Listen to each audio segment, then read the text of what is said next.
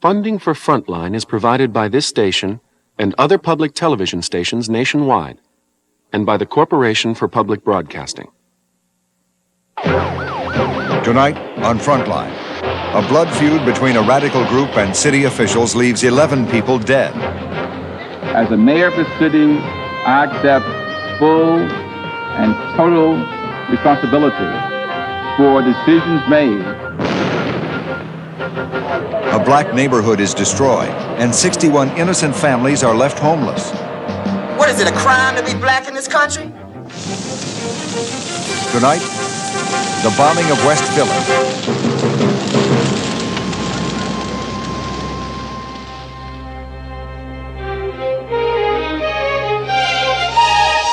From the network of public television stations, a presentation of KCTS Seattle, WNET New York, WPBT Miami, WTBS Detroit, and WGBH Boston. This is Frontline with Judy Woodruff. Good evening. 2 years ago this month, the Philadelphia police, attempting to arrest members of a radical group called MOVE, dropped a bomb on a West Philadelphia row house. 11 people were killed, 250 people were left homeless. Tonight, our inquiry into the crisis. We ask what happened and who was responsible. We should note that the mayor of Philadelphia has refused to talk to Frontline, as have police and fire department officials. Our program is called The Bombing of West Philly. It is reported by Leon Dash and produced for Frontline by Martin Smith. And I must warn you, this program contains graphic language and scenes of violence. What is it, a crime to be black in this country? I mean, is it a penalty? Is this the penalty for being black in this country? I mean, is Mayor Good, does he forget that he was once a black person too? Did he forget what the struggle about freedom is all about? I don't know where he lost his roots, but I tell you one thing, he better go back and get them. We call it institutionalized racism. And that's exactly what it was. Because we were black and because the institution has a way of handling black people, you understand, through the system, you understand, it didn't matter whether Wilson Good was black or whether Wilson Good was white. It's the institution. It's the governmental institution. This is the way we handle black people. To sacrifice us to cover up their mess was not fair. I didn't do anything to these people. I didn't do anything. All I wanted was help. And just to strip me of my happiness was not right, was not fair. Where is the justice? Where? This is a story about a feud between the Philadelphia police and a radical group called MOVE. A feud that spanned over 10 years and took the lives of 1 police officer, 6 MOVE adults, and 5 children. A feud that city leaders allowed to disrupt and finally destroy a neighborhood. This is the story of how it happened and who was to blame. As a mayor of the city, I accept full and total responsibility for decisions made to in fact go in and to evacuate the Osage Avenue house. I stand behind those persons who made those decisions. I support my commissioners, I support my managing director, and I want the people of the city to judge me by that decision. A little over a month after the May 13, 1985 confrontation, Mayor Good appointed a commission to investigate the incident. Do you solemnly swear to tell the truth and nothing but the truth, so help you God? I do. Over 140 hours of hearings included testimony from the mayor, the city's managing director, the police commissioner, and the fire commissioner. That you wanted to act in a comprehensive fashion. In its final report, the commission cited the mayor for abdication of responsibility and gross negligence. We have to remember that this nation fought wars to prevent bombs from being dropped on its people in this country. And we sit by and allow a little city government to borrow a helicopter and concoct a bomb with high military explosives, C4, and drop it on our people? What kind of people are we? That's the issue. When they begin to charge us, when they begin to throw stuff, we're going to take them on. Yes, okay? you have to. I understand. The origins of the MOVE confrontation date back to the 60s and 70s, when Philadelphia, under police chief and eventually mayor Frank Rizzo, tolerated a police force with one of America's worst records for brutality. This is MOVE, and this is 309 North 33rd. MOVE is a totally revolutionary organization, and the purpose of MOVE is to exhibit by its activity the purpose of revolution. The young blacks and some whites who joined MOVE came of age in this era, and they vowed to destroy the system under which they grew up. Their leader and founder was Vincent Leaphart, alias John Africa, a freelance handyman who advocated the abolition of all man-made laws. In the early 1970s, about 30 MOVE members lived in a two-story house in the Powelton Village area of West Philadelphia. MOVE's philosophy called for lots of exercise, a raw food diet, and rejection of all technology. The policemen who confronted MOVE found them difficult to understand. These people are just neurotic. I mean, it's like insane. There was no principle. There was nothing behind them. Nobody even know what it meant, MOVE. I mean, they still don't. And so somebody said they got it because when they were kids growing up, every time they seen a cop, he'd say, "Move!" So they call themselves MOVE. I mean, I don't know how they got it. I want to put out one thing, like you may hear me use profanity, but it is impossible to describe a maniac, a profane, obscene, pornographic freak without using profane words. Profanity was their biggest weapon.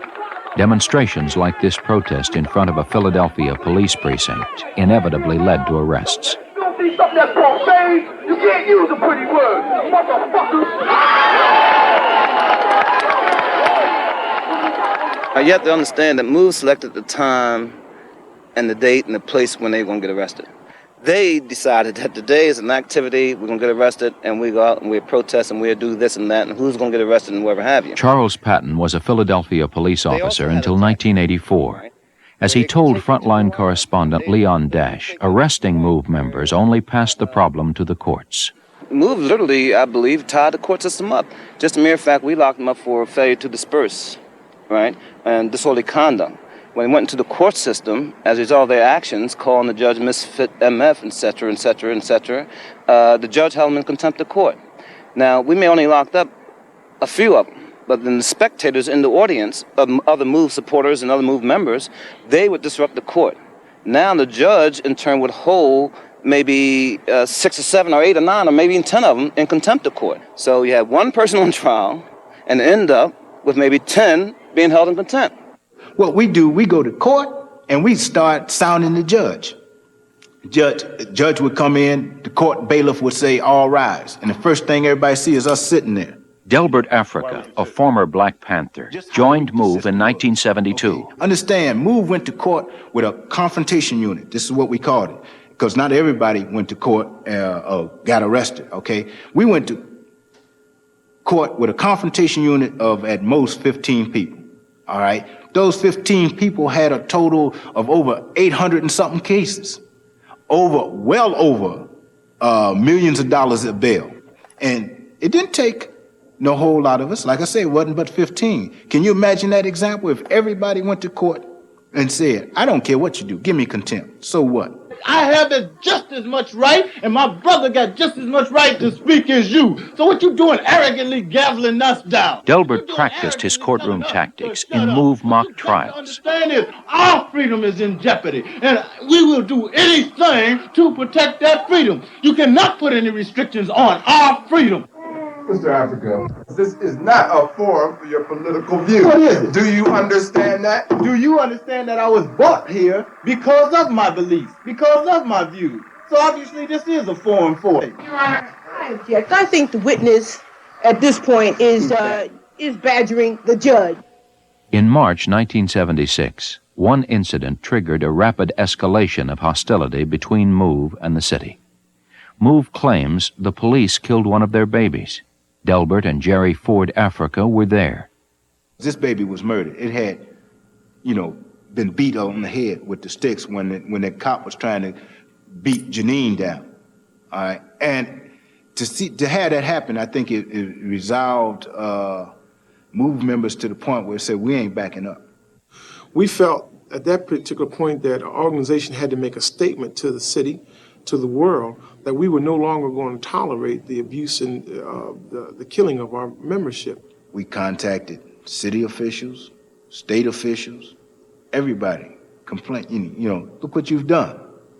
I agreed to go because I wanted to help them. Councilman Lucian Blackwell was one of several city leaders invited over to the MOVE house. We ate, and we were just about finished when Delbert Africa read a note. He started to circulate a note. And when it got to me, I read it, and he said, the baby has arrived. It was then that I started to suspect something. And we went upstairs in one of the empty rooms. There was what appeared to be the body of a dead baby in a box. We didn't touch it. We didn't get close to it. We didn't have it. We couldn't turn the lights up. There were no lights in there. So it could have been a baby. It might not have been a baby, but according to them, it was baby. Councilman Blackwell pressed the city to investigate the incident, but the city never took action. Over the next year, MOVE grew more militant. On May 20th, 1977, they showed up on their front porch armed with rifles and handguns. The city set up 24-hour surveillance. It was the beginning of a 14-month-long standoff. If the police come in here with their hands, we'll use our hands. If they come in here with clubs, we'll use clubs. But if they come in here shooting and killing our women and children and our men, we will shoot back in defense of our lives. When I finally saw him on the porch, I did some soul searching as to, what is this all about now? Because certain things were taking place, and I thought I was knowledgeable of what MOVE was doing, what they were all about and stuff. And all of a sudden, they appear on the porch with the guns and so forth. Because all in the past, they spoke on a peaceful revolution type thing and confronting the system in a peaceful manner. After the gun thing, I kind of say, hey, it's a new ball game now. We didn't know the consequences of what we were doing in terms of spelling out step by step what it would be. We had a belief that everything would work out, okay? And we knew that day that we came up on that platform with them guns, that it would bring everything to the forefront. Because the city had been beating and killing us all along. But this demonstration would make it so that they couldn't do it in secret no more. We're going to put the blockade in. We're going to shut off all utilities. There'll be not a fly gets through. After many months and $3 million worth of police overtime, Mayor Rizzo tried to starve MOVE out. But MOVE held fast. Ultimately, the blockade failed. So did attempts to negotiate a surrender. We're not about surrendering. To surrender is to say we're guilty. We're not guilty, we're innocent. Many people now saw MOVE as victims of a racist city government. Mayor Rizzo watched as MOVE gained community support. Then, on August 8, 1978, the mayor, convinced nothing else would work, sent in the police. It would be the first full-scale confrontation between MOVE and the city. The police will be in there to drag them out by the backs of their necks. There will be a confrontation this time. There will be no barricades. I don't know. It's up to them whether no barricades, Mike. They're going to be taken by force if they resist. No question about that. Children or not. Some supporters came around to our house early in the morning saying, hey, man, the police is massing around the corner. They're coming up. We all, throughout the house, were awake. We gathered everybody together, the kids, children, and we rushed on down to the basement to prepare for them coming.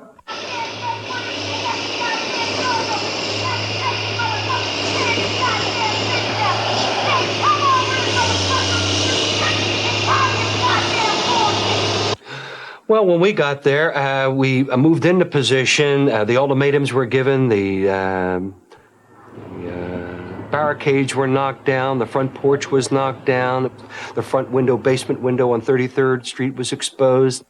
And I was right next to the window being right here. I was to the wall.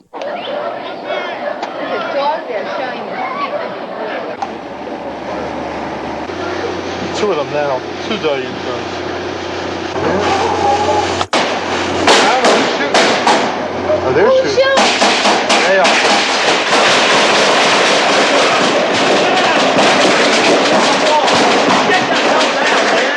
Stay down! That chicken hit that wall right in there. You know it. They fired first. They definitely fired first and fired a lot of sustained fire. It wasn't, the police didn't fire back until given the orders to fire back. Because what they were doing was they were just, they were scrambling.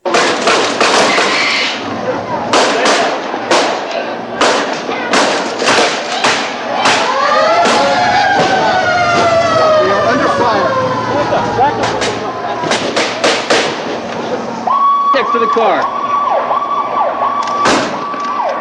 One police officer lay dead. 4 other policemen and 4 firemen were wounded. MOVE claims they never fired a shot. I know the cops fired the shots throughout the whole thing. Ain't no doubt about it. Ain't no doubt about it. We didn't fire. Who killed Officer Ram?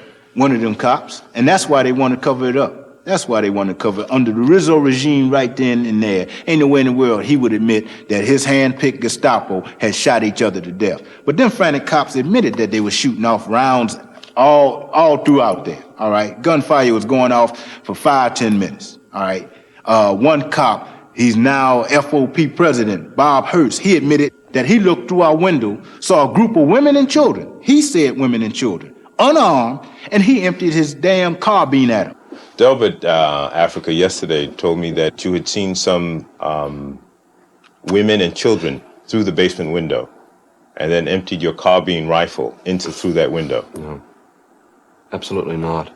Delbert knows better than that. What I seen was Chucky Africa. Seen him clearly coming right up to the window. And I seen him with that Mini Ruger 223, and I said that. And that's what I seen. The only time I seen the women and children is at the time they were coming out of the window. When it was all over. I never seen them, women and children in there. You could hear them. But Delbert's right on that. I mean, I knew they were in there. Were you afraid that you could hit any of the women and children?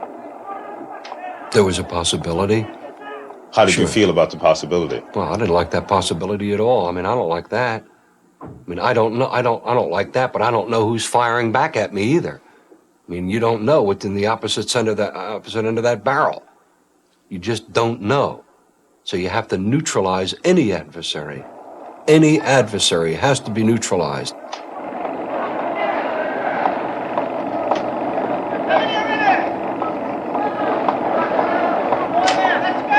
A group of people came out, there was a pause, then the last of us went out, and I myself, I was trying to go out the front along with everybody else, when a cop in the back window put his gun at my head and said, bring your ass out here.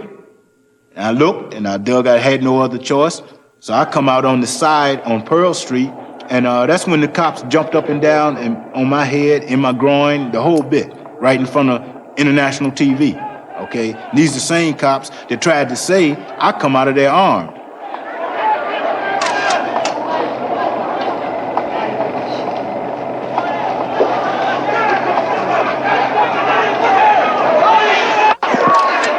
He's hitting him. Hitting him on the head. He's kicking him on the head. I have no idea. I just couldn't see. Shut up! Cops, you make a mistake doing that, sweetheart. Your ass, they are.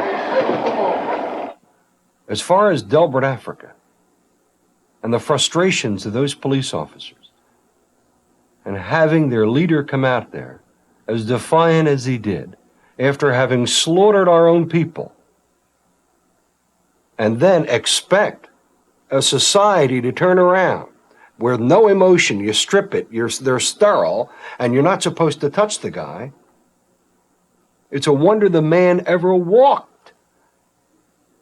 How in God's name can anybody just say, well, treat them properly, forget it, emotions are free, don't do anything, pick up your dead, pick up all your wounded, walk away, everything's okay, he did his thing, but it's okay, you don't do your thing. Well, you can put a badge on all day long, but you still have a little blood pumping in you. You still have the emotion and the frustration of seeing your own people slaughtered. And then this thing comes out here like a milk-fed quarterback, and he wants to be a star? A star? I'd have buried him. I'd have buried him. He killed somebody who he couldn't carry his jockstrap. A 30-year Marine. 2 wars. All the blood and everything else that this man saved in the streets of Philadelphia, and that garbage, that trash, because he had a cause that he couldn't even spell, wants to just blow everybody away and come out and say, I got rights. Got rights? He's got to be mad. I know he's mad anyway. 3 officers who beat Delbert Africa were indicted and tried for assault. A Philadelphia judge found them innocent.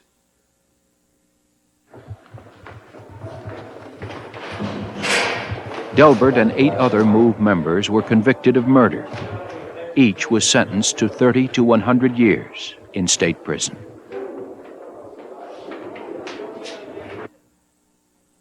Over the next few years, MOVE disappeared. Long live John Africa. It was not until 3 years later that some fugitive MOVE members were discovered living in Rochester, New York. John Africa was one of them. He and the others had fled Philadelphia before the August 8th confrontation. Federal and local prosecutors in Philadelphia hoped they could put MOVE away forever. They did not succeed. MOVE sympathizers are celebrating the acquittal of their leader, Vincent Leaphart, also known as John Africa. Leaphart was asked how he felt when the verdict was read. Nothing. I was asleep. What are your plans in terms of staying in Philadelphia, in terms of trying to continue the MOVE cult? It's not a cult. It's an organization. Okay, what are your plans? After the trial, MOVE members not in prison took up residence in a black middle-class neighborhood a couple of miles from their Powelton Village shootout. All was quiet for the first couple of years. But in the summer of 1983, a second MOVE confrontation started to take shape. Our first confrontation with the MOVE people really came about with the children. First, the neighbors complained about children eating out of their garbage cans and about stray dogs, roaches, and smell. Trash, and the animals were back there. In the summertime, they had raw meat back there. And there were also stories of verbal and physical attacks. Mo Africa, he ran and punched me back in my head. The neighbors expected the city to act. Threatened to kill my 17-year-old son. They threatened me, said... what did they say they were going to do you? They said they were going to kick my door in, rape my wife, and kill my children. This city did nothing to stop these people. All they got were promises. They told us what we wanted to hear. The city officials, we will take care of this problem. Don't worry about it. Let's don't get nothing going until Mayor Good gets elected.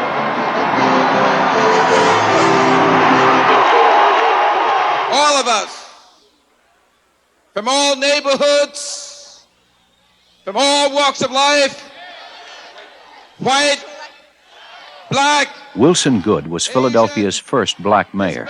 His election seemed to signal a departure from the past. Together can solve the problem facing our city. Black neighborhoods that had been politically written off had reason to be optimistic. MOVE had different ideas. A few weeks before Good's inauguration, they boarded up their house and mounted a bullhorn outside. It was Christmas Eve, 1983. And I went to bed, and about 1 o'clock I said, oh my gosh, I got a rowdy block, child, you know. I got a rowdy block. And you could hear voices, but then I opened the window, and the first thing I heard was, MF Santa Claus. I said, what the... It was MF Santa Claus. Why did MOVE harass the neighbors on Osage Avenue? Why did MOVE harass the neighbors in Osage Avenue? First of all, we did not harass the neighbors on Osage Avenue. I met with them last night, some of them, about 20 of them, and they said that you harassed them. Well, beginning essentially in a major confrontation on Christmas Eve, 1983, by setting up a bullhorn and announcing MOVE's position to the neighborhood for hours on end, keeping their children awake, and also subjecting their children to profane language, which they objected to. Okay, now, you finished with that? Yes. Okay, first of all, what took place on December 24th, 1984 was 1983 was a confrontation that MOVE had initiated against the city of Philadelphia.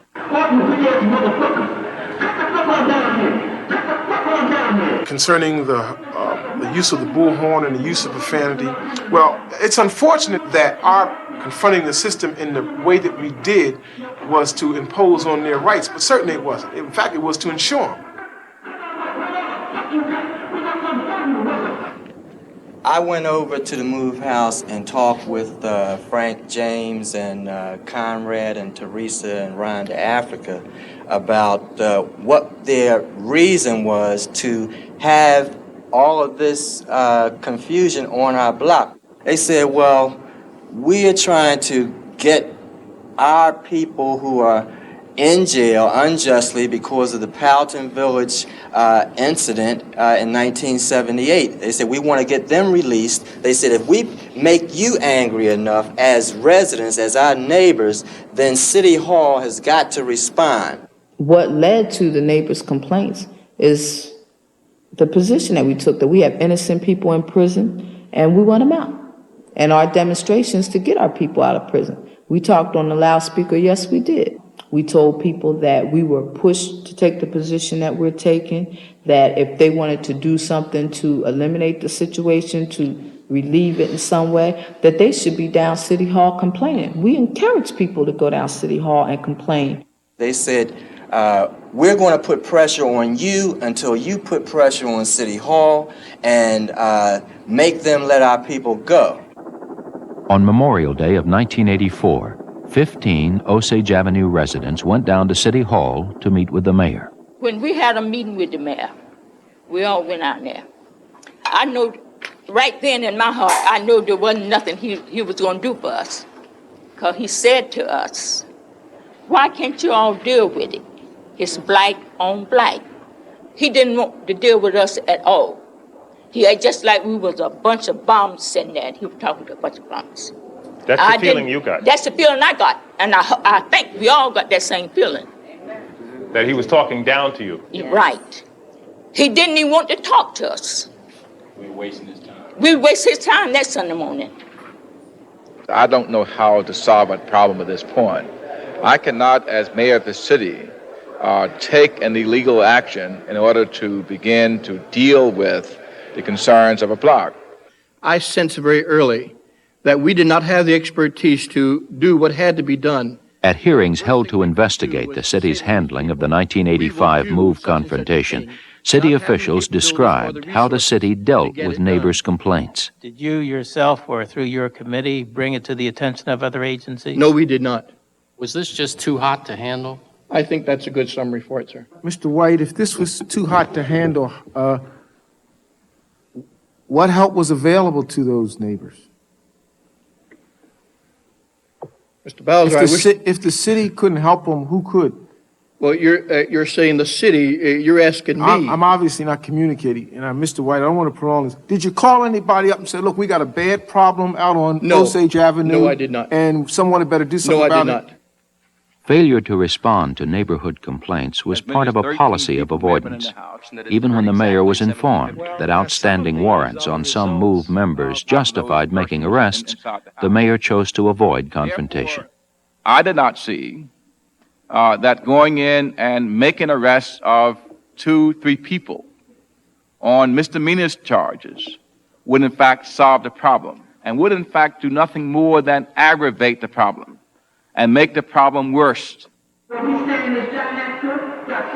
With the city not taking action, MOVE continued to put pressure on the neighbors. In the fall of 1984, they went so far as to construct a fortified bunker on their roof, complete with gun portals and a new and larger bullhorn.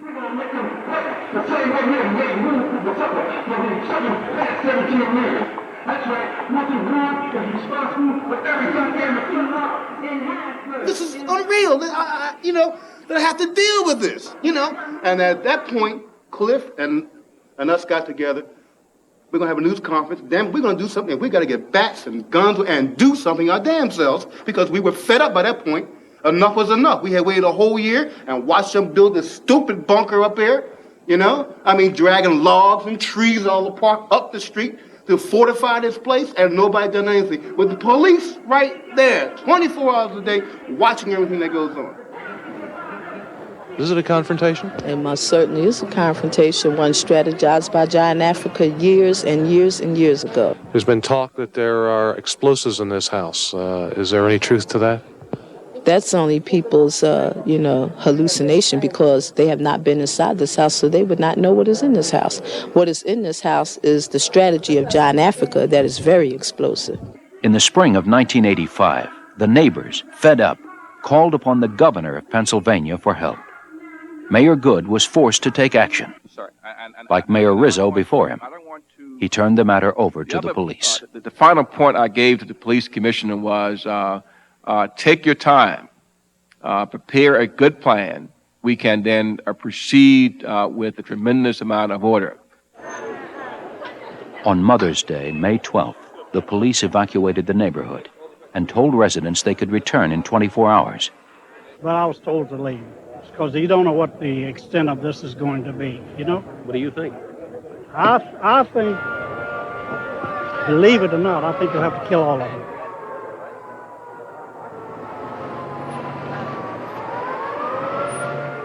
We want them out. And I feel that whatever has to be done, has to be done. Whatever means are necessary. And that's what I want.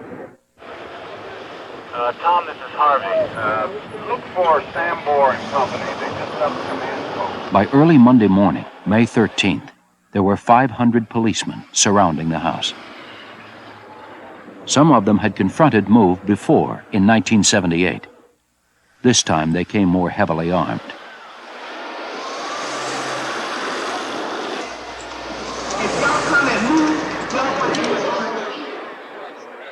At 5:35 a.m., the police gave 4 Move members named in arrest warrants 15 minutes to surrender.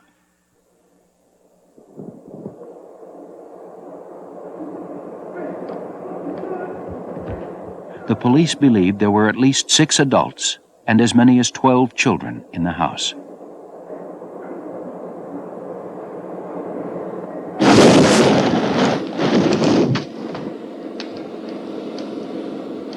When Move refused to surrender, the police opened up with tear gas, smoke, and water cannons.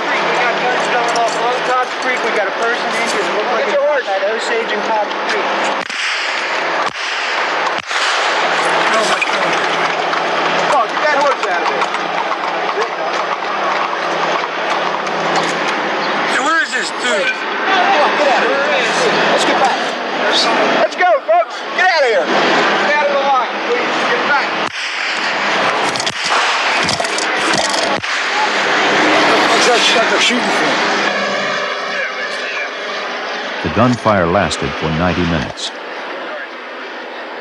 Move wasn't surrendering.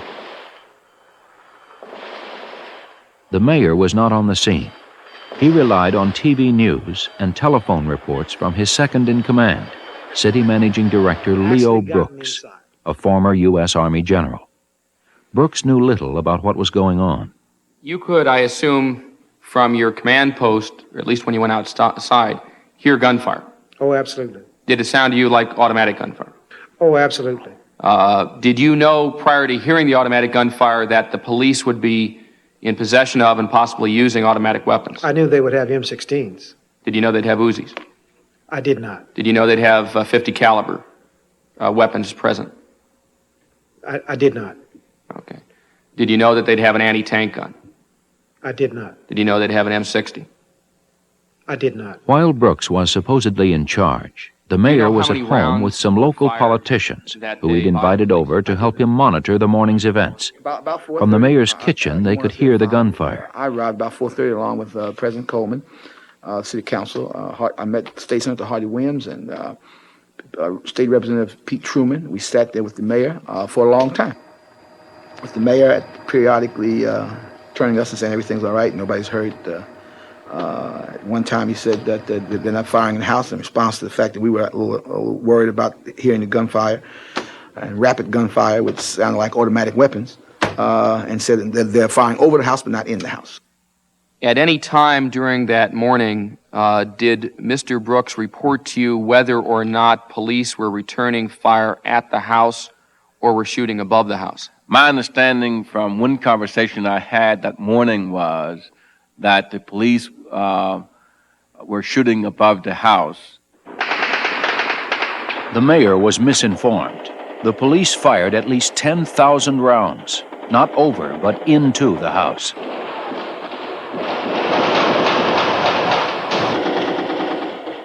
At the same time, police assault teams were using powerful explosives.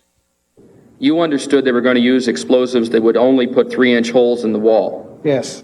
When was the first time you learned, sir, that explosives had pretty much blown off the front of the house of the porch area of 6221? Sometime subsequent to May 13th. Okay. And how did you learn that? From reading news accounts. Are you positive that you told the mayor that you were going to use explosive charges? Yes, sir, I did. Did the mayor seem to you to be paying attention to what you were saying? Yes, sir. Because he asked me if it was safe. After a morning of gunfire and explosions, a 10-hour standoff followed. The police had prepared no backup plan. With MOVE holding fast, the police discussed alternatives, but did not consult any of the city's trained crisis negotiators. Meanwhile, the mayor went down to City Hall and in mid-afternoon held a press conference. We intend to evict from the house, we intend to evacuate from the house, and we intend to seize control of the house. We will do it by any means necessary. Mayor, do you have any plans? We don't have any plans beyond, at this time, Russell, beyond taking control of the house. Do you have any plans to go to the scene, to go to Osage Avenue? No, I think it's inappropriate for the executive to be there. I have three very capable people there, Leo Brooks, Managing Director, Greg Sanborn, the Police Commissioner, and Bill Richmond, the Fire Commissioner. I don't think I'm needed at the scene. But are you saying, Mayor, I want to understand you correctly, are you saying that if Commissioner Sanborn can do anything he wants at this point, that you will not say yay or nay either way?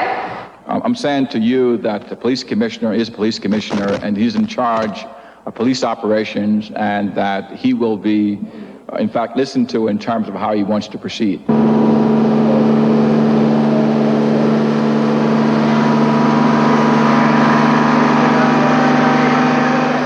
At 5 in the afternoon, a new plan was conceived.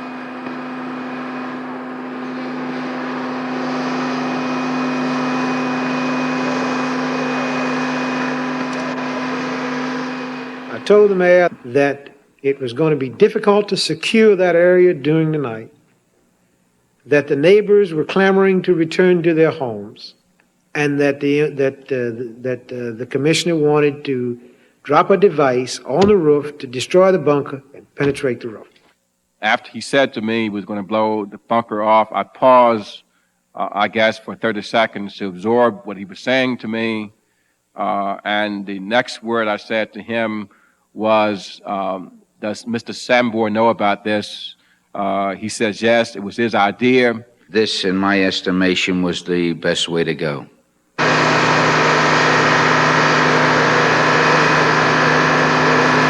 Did the managing director concur in your decision to used the helicopter to drop the explosive? Yes, sir. Did he then call the mayor? He did. Did you tell the mayor that it was going to be dropped from a helicopter? I did. And you recall yesterday that he testified that his recollection differed. Yes, Are you positive you told him that it was going to be dropped from a helicopter? I'm positive. Director Brooks' understanding of that conversation differs from mine somewhat in that he recalls having said to me that they were going to use a helicopter to do this. That is not my recollection.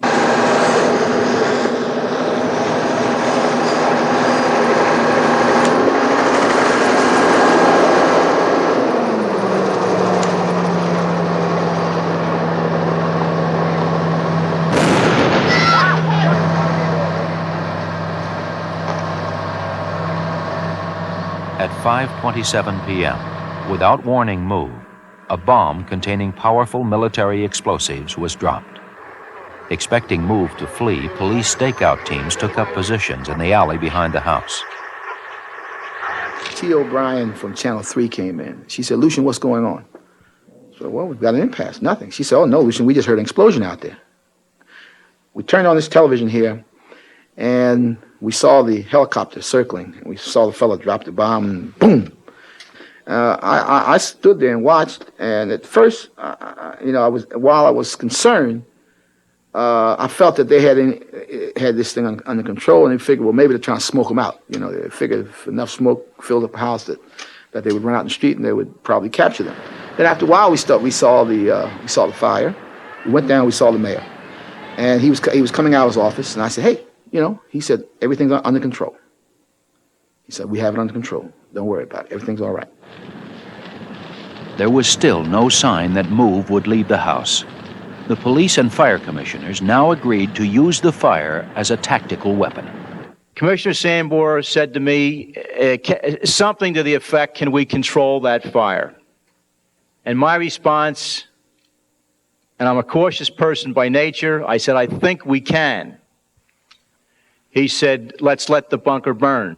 I did tell him, in essence, in communication, I communicated to him that I would like to let the the bunker burn. Why didn't you get Mr. Brooks on the phone and say, put out the fire? I did. When? At 6 o'clock. How about at 6:30 and 7 and 7:30 and 8 and 8:30 as we all watched the television? We talked about that throughout the evening, and we kept calling back and saying, what's going on? Why can't you put the fire out? And the mayor said, I'm looking at the television. That fire is getting hotter. It's getting larger. Put that fire out. And I said, I just finished talking to the commissioner, told him to put the fire out. After that order was given to put the fire out, to turn the water on, did you convey that order to anyone else? Yes, sir.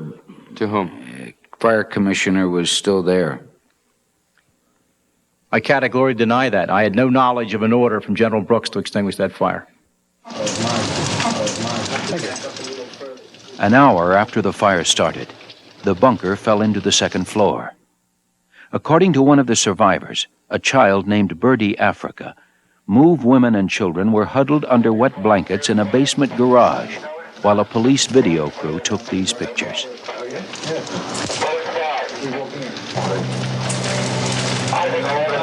They won't call it. Police commissioner, Time 1830 hours, 6063. Over the next hour, the fire moved down through the house and began to spread to adjacent homes. It wasn't until 90 minutes after the fire started that Move members tried to escape. At that time, witnesses heard gunshots coming from the back alley. Your first attempt to get out of the garage, you turned back because of the gunfire, right? That's right. What was happening? Could you hear the bullets around you? Yeah, I could hear them very distinctly. Could hear them hitting all around the house, all around me. Some shooting started. Could you hear shooting? What did it sound like? It was like that. Police gunfire forced Move to stay in the house. Move made another attempt to escape about 10 minutes later. This time, Ramona says, there was no shooting. As soon as I thought that I didn't hear that type of fire anymore, we tried to get out again. That's when we started yelling at kids coming out, and then they opened the garage door. I know they heard us. I know they heard us. They already said they're coming out the back. We were saying, we want to come out. And what did the other children do? Did they do the same thing? Yeah, Were any of the children crying? yeah, we all was. Then what happened? And Mona went out, and then she said, it's all right, we could come out now. And then we started rushing out. Other members followed you out. That's right. How many? I don't know how many exactly. I know it was several people that came out. So Mona was out, was she the first one out? Mm-hmm. And then who was out next? Tree. And then who went out? Phil. Phil? And then who went out? Me. I'm saying I know that more than Bertie and I was outside of that house, and there is no reason in the world for me to believe that anybody would voluntarily just, go back into a house and stay there. What did Phil and Tree do? They was running. She told them to run. Which way did they run? Down the alley. Were they down the alley towards Cobb's Creek or down the alley towards 62nd? Cobb's Creek. Towards Cobb's Creek. Did you see them running down the alley? I don't remember really how many went toward Cobb's Creek, but we got to cut this. I don't want to talk about this anymore. Did you ever see Tree or Phil again?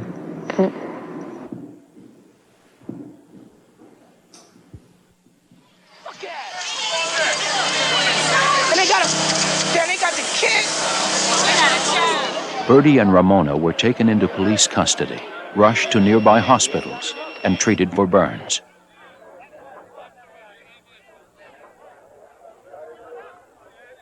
Police had notified the hospital to expect 2 other children. They never arrived.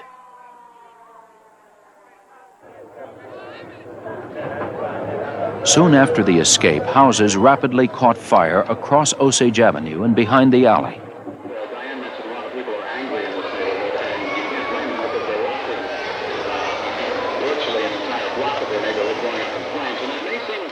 A total of 61 homes burned down before the fire was declared under control at 1:45 midnight.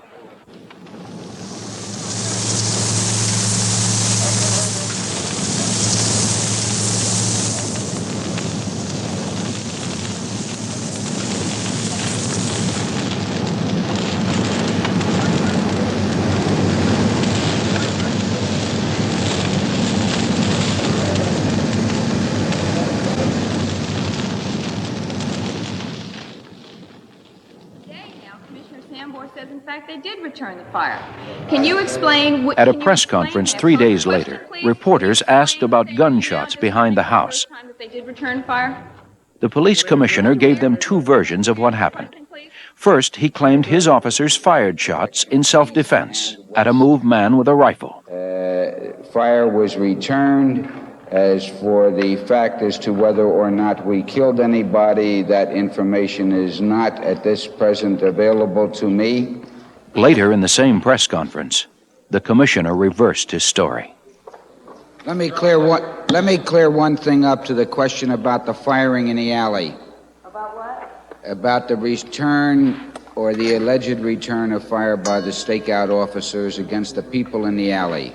There was no fire returned by the police officers for fear of hitting the child.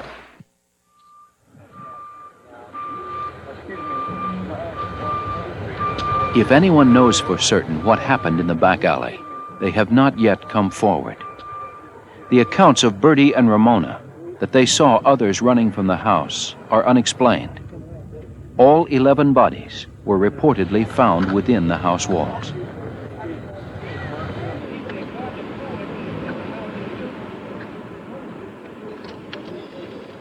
This is the body of John Africa. But there is other evidence. A pathologist found bullet fragments in 3 moved bodies.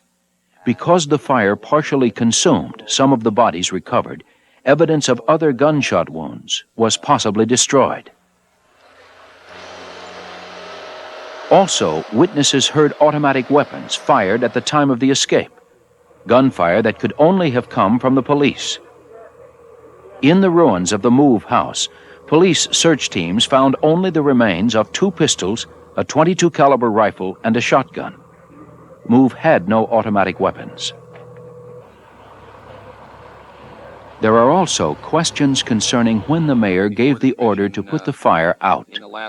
Re-examination of the facts indicates that the order may have come much later than the mayor claims. Why didn't you get Mr. Brooks on the phone and say, put out the fire? I did. When? At 6 o'clock. How about According to the mayor, his order to extinguish the fire was given at around 6 o'clock, at a time when the fire was still easily controllable. Then the mayor testified seeing on live television water immediately turned on the fire. But according to fire department logs and TV videotapes, water was not turned onto the Move house until 6:30. That places the mayor's order a critical half-hour later than he claims. By then, the fire was raging out of control. And despite the mayor's initial order, the water was soon turned off. Firemen, deferring to the police, did not fight the fire in any conventional way until after 9:30. Had the mayor's order been given and followed at 6, 11 lives and 61 homes might have been saved.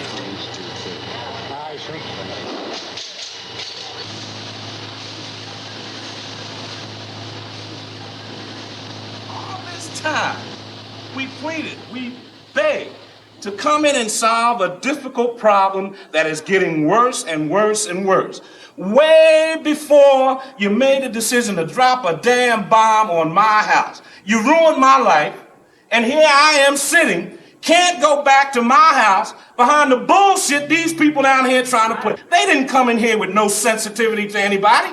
They didn't care. They sent people over there to try to clean up a mess that they made over there.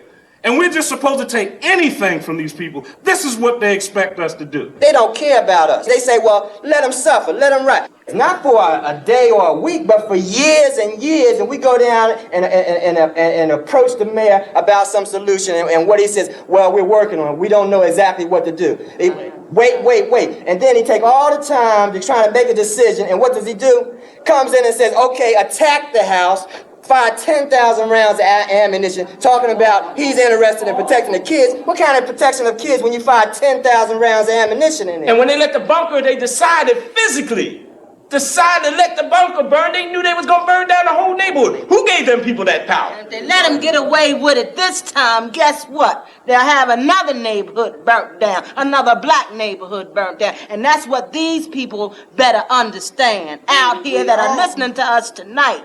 I'm bitter. I'm very, very bitter. And I make no bones about it, and I don't care where chips fall, because I know one thing. If it would ever happen in a white neighborhood, they would have snuffed it out right in the beginning. I don't know what else I can say other than, Mr. Roof, I'm sorry.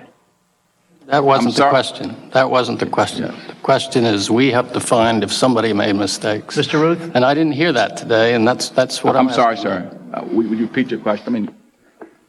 We have to write a report that says whether or not someone or some people or some leaders made mistakes and assess responsibility.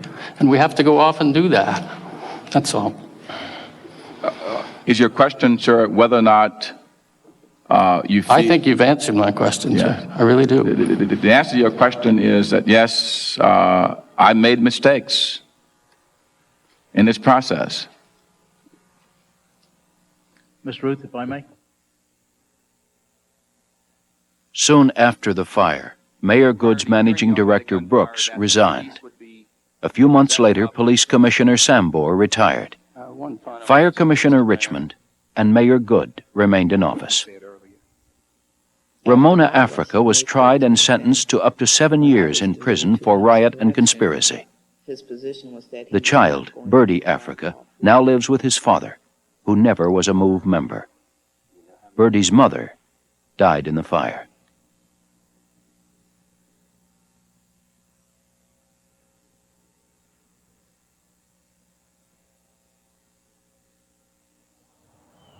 There are presently 2 grand jury investigations, one local, one federal, into the events of May 13, 1985. A decision by the local grand jury to hand down possible criminal indictments is due soon. A 3rd grand jury has been impaneled to investigate construction delays and cost overruns in the rebuilding of the neighbors' houses. After waiting over a year, most residents returned to Osage Avenue last fall. Please join us again for Frontline. I'm Judy Woodruff. Good night. The pain and isolation of emotional illness. See, I'm mentally ill, I'm hard of hearing, and I'm different. See, I got all that on me. Mental illness strikes 1 out of 5 American adults. How do these people feel about their lives? Little kids laugh at me, think I'm a clown. That hurts. Watch A Matter of the Mind, next time on Frontline.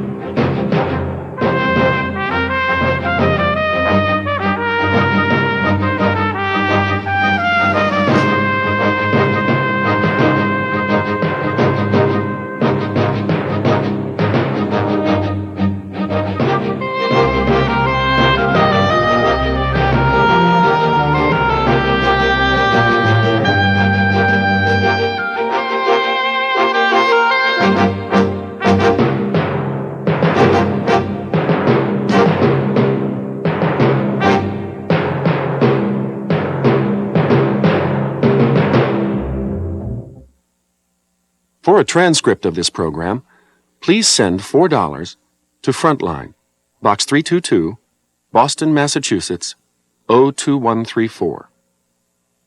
Frontline is produced for the Documentary Consortium by WGBH, Boston, which is solely responsible for its content. Funding for Frontline was provided by this station and other public television stations nationwide, and by the Corporation for Public Broadcasting. Schools, colleges, and other organizations interested in purchasing or renting video cassettes of this program may call 800-424-7963 or write PBS Video, Post Office Box 8092, Washington, D.C. 20024.